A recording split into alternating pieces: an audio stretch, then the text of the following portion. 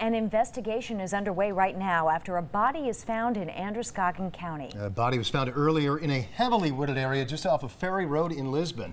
Now, state police say this may be the body of Christiana Fesmeyer, who was murdered back in July of 2011. Our Marissa Bodner is tracking our top story tonight. She joins us live from Lisbon with the details. Marissa? Kim and Greg, Lewiston police say the tip that led them here came from a follow-up into the investigation regarding Christiana Fesmeyer. At this point, they are not confirming, as you said, that these skeletal remains are hers. I did speak with her mother, Deborah Fesmeyer. She says the family doesn't really want to comment at this point, but she did tell me that the family will be meeting with police sometime tomorrow. The body was found about 200 feet into these woods. You can see it's still lit up at this point. That's because the police are waiting for the medical examiner to come get the remains. A couple hours ago, Lewiston police and Maine State Police were here collecting evidence. They say they discovered the body around 1 this afternoon off of a path that's used for ATV riding and walking. Again, not confirming that this body is Fesmeyer's. The 22-year-old Lewiston woman has been missing since July of 2011. A Lewiston man was convicted of murdering her in Androscoggin County Court just last month. We're not sure, obviously. It's going to be a medical examiner's office case, and the medical examiner's office will be assisted by the Maine State Police Evidence Recovery Team. And the ME's office will make the determination as to the identity of the body and also the cause and manner of the incident. Again, at this point, police are just waiting for the medical examiner's office to arrive and take those remains. They say at that point they'll secure the scene and they will pick up the investigation again tomorrow. Live in Lisbon, I'm Marissa Bodner for News 13.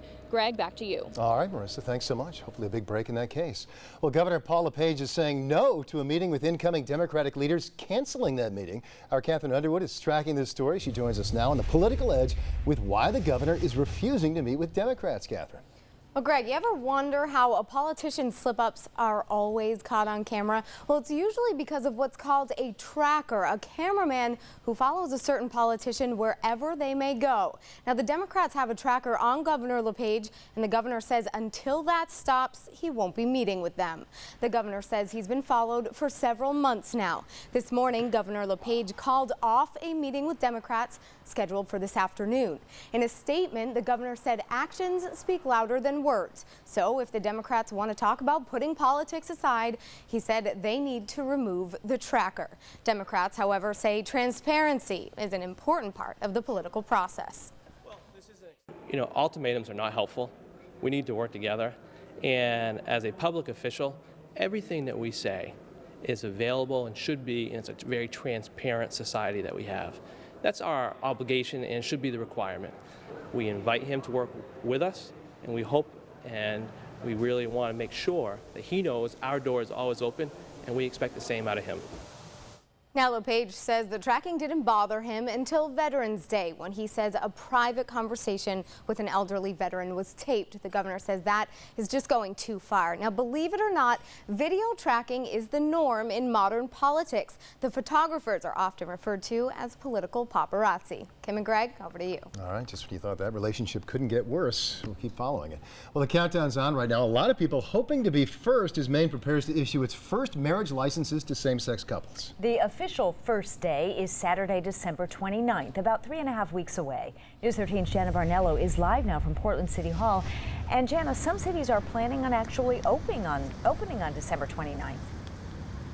Yeah, that's right, Kim. I spoke with the Augusta City Clerk today, and she says they're holding special hours on Saturday the 29th from 9 a.m. to noon, specifically to issue same-sex marriage licenses. However, she says they will not be performing any weddings, just licenses only. Now, since this first day of same-sex marriage licenses falls on the weekend on a Saturday when town halls are typically closed, this is an issue that towns and cities across the state are trying to figure out. Will they open that day, including right here in Portland?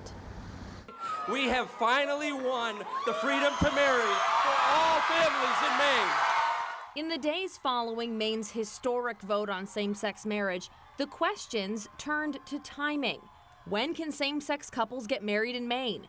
Since the law goes into effect on a Saturday, when most city and town offices are closed, couples might have to wait a few extra days. Clearly, people have waited for years for the opportunity to be married. Now it's going to be legally possible, and we'd like to accommodate that as best as possible. Portland Mayor Michael Brennan wants to open the clerk's office on the 29th, and they're on their way to making it happen. There are clearly cost options. There might be something in terms of the Secretary of State as to whether or not they need to be open at the same time that we need to be open.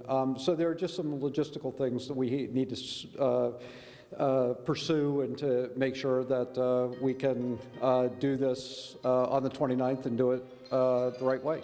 One couple watching and waiting is Harris Parnell and Meredith Small from Bath. They exchanged vows a little over 2 years ago in Maine, but now their marriage license will make it legal. For people like us who have already been married, to have the paperwork in hand and the rights that come with that will just, it's a huge relief for us. But could their relief turn to stress planning a second wedding? The couple isn't sure. Some people say it was the best wedding they've ever been to. We say that. Now, for that couple that you just heard from, they live in Bath, and we talked to the Bath City Town Clerk today, who says they will not be open on the 29th. So the first day in Bath, you can get your same-sex marriage license will be on Monday, December 31st, and that's probably going to be the case for a lot of cities and towns out there. So the best thing you can do is to call your town or city clerk and ask them when they will be open. Of course, a lot of things will keep happening over the next couple of days. We expect the city of Portland to decide whether or not they'll open on the 29th by the end of the week. We'll let you know when they tell us. Live in Portland, I'm Jana Barnello, News 13. Back to you. The holiday season just got even busier for a lot of folks. All right. Sounds like. Thanks, Jana. On the Crime Watch tonight, police in Portland are asking for your help in finding a man accused of a violent assault. Take a look at a sketch of the suspect here. He's described as a black male between 18 and 23 years old. Investigators say he's about 5'8", weighs between 170 to 180 pounds. The attack happened on November 17th near the Western Cemetery on Vaughn Street. Police say the suspect knocked a woman to the ground and assaulted her. She fought back until the man ran off, but he's still on the loose. If you have any information, you are asked to call police. Well, did you feel Maine's latest earthquake? It happened today in southern Maine. It was much smaller than that big quake felt in October. The USGS confirming a minor 2.3 magnitude earthquake hitting just south of Lake Arrowhead. That's happened near Hollis this morning. That's very close to the epicenter from October's 4.0 quake that was felt by hundreds of thousands of people all over Maine and beyond. It was centered in almost exactly the same place there in York County. Residents we spoke with today say it wasn't nearly the jolt they felt in October. In fact, many people didn't notice it at all. Still, for those who felt it, it was a very sudden and unexpected wake-up call. It was a shimmer. The whole house shimmered, not as strong as last time by probably half as strong as last time. But it definitely woke us up out of a dead sleep. I know we've had them in the past, minor ones, but I had never felt an earthquake in the area until October, and here we are. We have another one within a month and a half. Something's going on, and I'm pretty sure it's going to get worse. Well, to his point, this is the 6th earthquake to hit Maine this year. In case you're wondering, today's quake does qualify as a likely aftershock to that bigger one in October. Now, according to the Maine Geological Survey, a magnitude 4.0 quake like the one we had a couple months ago, that hits the state only once every 10 to 15 years. The city of Portland chooses its new fire chief. The city manager says this man, Jerome Lamoria, will be taking over the department this winter. Until recently, Lamoria was the acting deputy fire chief for the Prince George's County Fire Department in Maryland. The city manager says he's confident that Lamoria will help make the department more efficient and effective, as well as keeping Portland residents safe. Certainly these are very competitive searches, and we want to make sure that we're picking the right person and the best person for the job, and we feel like we found that candidate. Once he is confirmed by the City Council later this month, Lamoria is expected to begin with the city on January 3rd. Now, your Weather Authority forecast with Charlie DePresti. All right, welcome back, everyone. I'm tracking a sharp cold front approaching from the west tonight. We're going to see that cold front move through early tomorrow morning. It's going to bring with it a round of rain showers. Before that, though, temps are pretty mild. Let's take a look at the 3-day forecast. Highs tomorrow should top out in the lower 50s. That will be during the morning. Temps will be falling by afternoon to the 40s. The wind picks up. We should see rapid clearing by late morning. Any wet weather will be early in the day. Thursday looks okay, just quite a bit cooler. Look at that, upper 30s for highs. Before we get into the forecast, hey, did you feel the 2.3 magnitude earthquake this morning? Woke me up at about 11 minutes past 6 o'clock. There it is, 2.3. This centered in Waterboro. very close to the one that we had just a few months ago. All right, as far as our temps go, well, we came very close to some very mild air. We're in the upper 40s to near 50 in Portland. Look at the temperatures to our west. 60s for Syracuse. It looks like some of this mild air is going to try to make a run at us late tonight and early tomorrow morning. I think we briefly make it into the lower 50s before our big cool down arrives. Eventually, we will have highs in the 30s, and that will be on Thursday. Now, to the details of your forecast, satellite radar showing a lot of clouds overhead. I think it's having a hard time picking up on the low-level moisture being some drizzle. We've had some on and off drizzle throughout the day, and when we haven't had the drizzle, we've had a fair amount of fog. Remember yesterday from our Old Orchard Beach or Raymond Sky Cam time lapse, we could see Mount Washington in the distance. Not the case today, of course. We had a hard time seeing maybe 100, 200 feet out the window there with mainly cloudy and foggy conditions in place. There's the cold front to our west, that pencil-thin line of rain and rain showers. That will be our weather for early tomorrow morning. So I think our wettest portion of the next several days will be between about 2 a.m. and about 9 a.m. tomorrow morning. We're going to see this little line of rain move through, all associated with a cold front. Now behind this, the wind is going to shift over to the west-northwest, and that's going to usher in cooler temps. In fact, by Thursday, those 50s will be ancient history. Instead, we're looking at highs generally in the upper 30s. Again, that's Thursday. Hour by hour in Storm Tracker. Here we go with the cold front moving through. Late tonight, more so early tomorrow morning. Before the front, we just get into some clouds, some fog, and some drizzle. And temps stay mild tonight, generally being in the 30s. Last night, we had a few areas of black ice. I don't think that will be the case tonight. Temps should stay safely above the freezing mark. 6 a.m. We're looking at some wet weather moving through. It should be long gone by late morning. This should be our warmest portion of the day, mid to late morning, lower 50s for many towns. Notice how cool it's already getting back in the mountains. Cooler air will be invading that coming down out of Canada. So temps fall in the 40s by afternoon. We're going to see some light snow showers up in the mountains. Only very light accumulations are expected there.